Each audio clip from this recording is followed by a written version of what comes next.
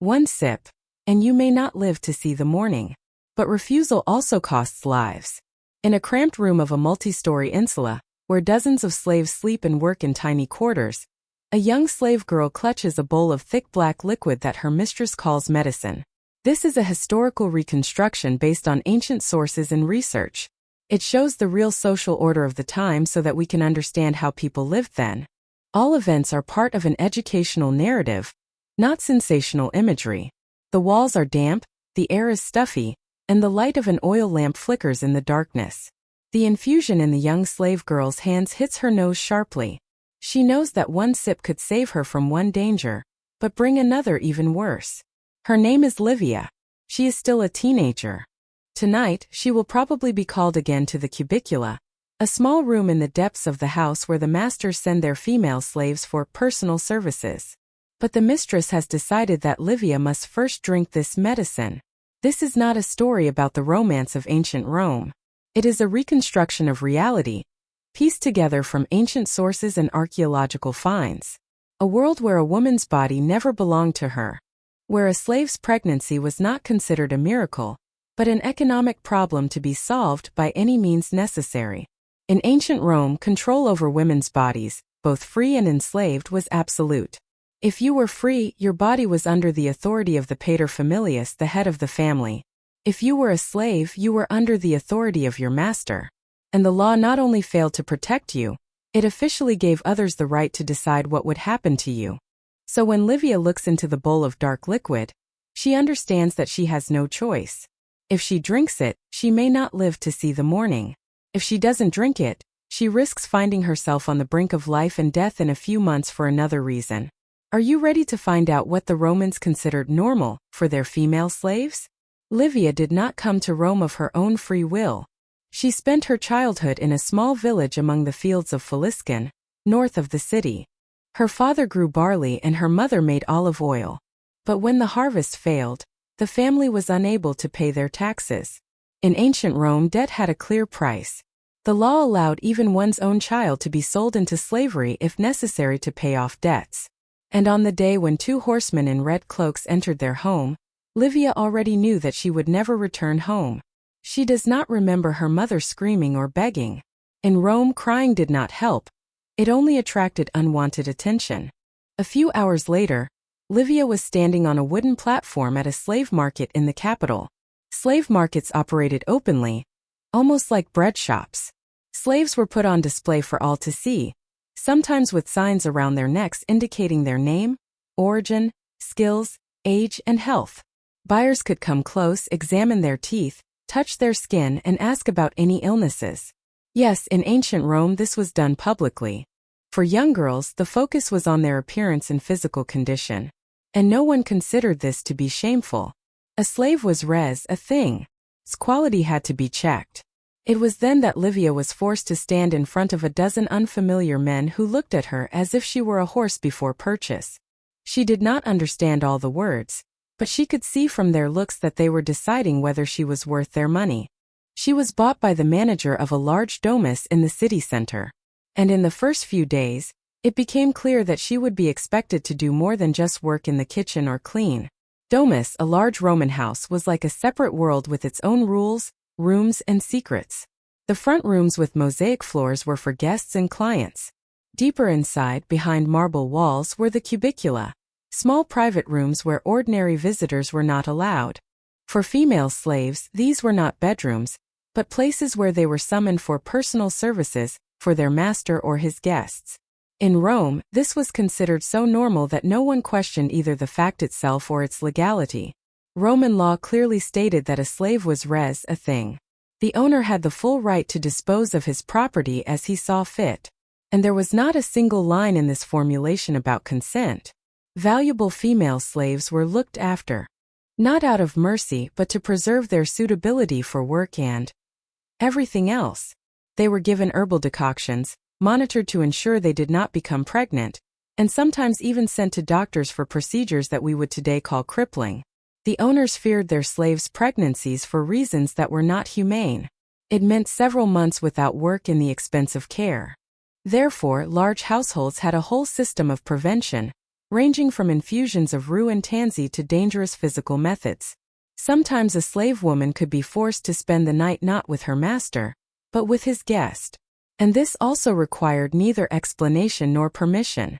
One evening, Livia was summoned not to the cubicula, but to the atrium, a spacious hall where the master received visitors.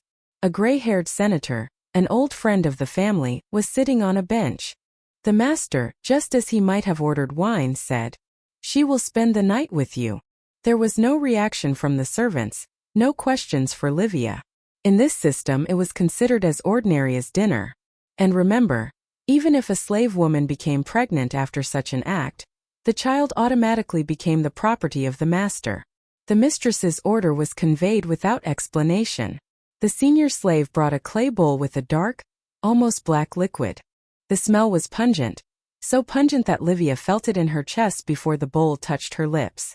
The main ingredient was silphium, a legendary plant from the coast of Cyrenaica in North Africa. It was valued more than gold, and the ancient physician Cyrenus of Ephesus described it as the most effective means of preventing conception. The only problem was that its effectiveness and lethal dose were too close to each other. Poor masters could not afford silphium. They used other herbs: rue, tansy, myrtle, pomegranate, or parsley seeds. Sometimes they added lead or copper, ground into powder and mixed with wine. All this was drunk on an empty stomach. You may think, that's dangerous. Yes, and they knew it. But in ancient Rome, the health of a slave woman was not a priority. The goal was simple: to prevent her from becoming pregnant without her master's consent. Sometimes rituals were added to the decoctions. The woman was seated over a clay brazier with fragrant herbs. It was believed that the steam would cleanse or close the uterus. Pliny the Elder even wrote about such absurd methods as wearing an amulet with a dog's tooth, or walking under a certain phase of the moon to seal the body from conception. Livia knew only one thing: it was impossible to refuse. She raised the cup to her lips. The first sip burned her tongue, leaving a bitter film in her mouth. After a few minutes, the cramps began.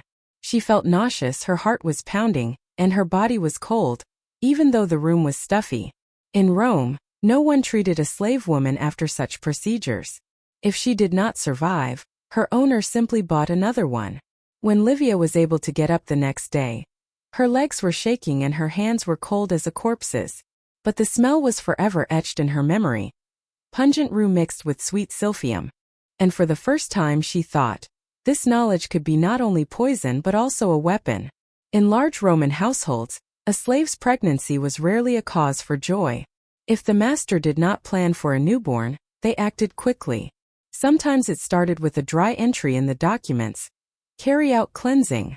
The first and most common method was the so-called natural method. The slave woman was sent to work that exceeded her physical capabilities, carrying heavy sacks of grain up several flights of steep stairs, turning stone millstones for hours, working under the scorching sun without water until severe pain set in. When this was not enough, they resorted to mechanical intervention. They used metal instruments similar to hooks or tongs, without anesthesia, without sterility, and often this was not done by doctors, but by other female slaves who were considered experienced, simply because they had already performed such procedures. Mistakes were common. The instrument could break inside, or bleeding could start that no one knew how to stop. The ancient physician Celsus wrote about methods for expelling the fetus, and most of them we would today call poisonous or crippling. Archaeologists find sets of tools in burials that were probably used for such interventions. Official texts say almost nothing about this, because for slave women it was considered the domestic business of the master, not medicine. And don't think that free women were safe. Even wealthy matrons did not have complete control over their bodies. The decision to have a child belonged to the man. If he thought that a child was not wanted at that time, he could order the pregnancy to be terminated. The methods used on matrons were more refined, but no less dangerous. Decoctions of wormwood, rue, myrtle, mineral powders, cypress resin. All of these could harm not only the fetus, but also the woman herself. But the matrons sometimes had other motives. They might resort to such procedures to preserve their figure, avoid childbirth, or escape the political consequences of an unwanted child. Although this was condemned, Gossip about such women often became a weapon in the hands of political enemies. For Livia, all these stories were not abstract. She saw how the slave women lay pale, feverish, and with empty eyes after cleansing. And every time she heard the footsteps of the senior slave with a cup in her hands, her heart sank. Several months had passed since the night Livia first drank the bitter infusion of rue and silphium. Her body had grown weaker, but her memory retained the smells and sensations as if it had happened yesterday. She began to notice that there was another, hidden world in the house. A world of quiet conversations between slaves, whispers in the kitchen, and strange trinkets hidden in the folds of clothing. In ancient Rome, alongside official medicine, there was a whole system of beliefs and rituals. Women, both free and enslaved, wore amulets carved from bone or bronze in the shape of fertility symbols. Some hid a dog's tooth or a bird's claw in the lining of their tunics, believing that this would prevent pregnancy. There were also depictions, lead tablets with written requests to gods or spirits. They were buried under thresholds or left at crossroads. Some contained requests to protect a woman from unwanted conception. Astrology was no less influential. Pliny the Elder wrote that some women chose the time of intimacy according to the phase of the moon, believing that this would affect conception. Others placed a stone or herb under their pillow, which they believed would lock the womb. Livia began to learn this in secret. She memorized the smells of herbs, the shapes of leaves, and the words that older female slaves whispered as they prepared infusions. Not because she believed unquestioningly in magic, but because in a world where she had no control over her body, any knowledge could be a weapon. She didn't know if she would ever be able to use this knowledge, but for the first time in her life, she felt that she held something in her hands that her master or mistress could not take away. Every night, Livia went to bed with one thought. Tomorrow they might order her to drink the infusion again. Sometimes it seemed to her that the very smell of rue and silphium was already living in her lungs. Do you know how pregnancy was sometimes diagnosed in Rome? Doctors ordered a woman to drink a solution of honey and onions, and then smell her urine. If the smell, in their opinion, penetrated the mouth, it was considered confirmation. Others put an onion or garlic in the vagina and waited to see if they could smell it in their mouth. Absurd? Yes, but for them it was science. And there were even more bizarre beliefs about uterus migrans or wandering womb. It was believed that the uterus could wander around the body, causing suffocation or insanity, and to drive it back into place, doctors used incense from below and stench from above. Livia was not the only one in the household who went through this. There was Doris, an older slave from Greece who lost her child after such procedures, and now walked bent over and limping. There was Matrona Julia, the master's wife, who secretly drank wormwood decoctions because she did not want to bear another child to a husband who openly had mistresses. You may think, maybe it was like that everywhere? No. In Egypt, women had more control over their own bodies, and although there were also dangerous methods, cotton tampons moistened with a mixture of honey and acacia were often used. This was safer than lead or rue. In Greece, it was believed that women should give birth to as many children as possible, and other methods were used, olive oil or resins, but these were less aggressive. Rome combined the worst aspects: medicine, harsh social order, and economic calculation. Behind the thick walls of marble halls, where the masters drank wine and engaged in political discussions, the bodies of slaves and even wealthy women were a resource, just like land or livestock. And perhaps the most frightening thing was not the potions, metal instruments, or rituals with fire. The worst thing was that this control was considered normal. Livia understood that she had no freedom, but she had her memory and her knowledge. She memorized the smells of herbs, the sensations of infusions, the words of spells. She did not yet know whether this would be her protection or her weapon. But in a world where everything belongs to others, even a drop of knowledge can be the beginning of power over one's own life. Livia's world disappeared almost 2,000 years ago. Her master's domus was long ago destroyed by fire and time. The slave market in the center of Rome became a tourist square. The names of those who decided her fate were erased from the stone. But has the order itself disappeared? When we read about silphium and rue, about metal instruments or absurd pregnancy tests, it seems like a distant past.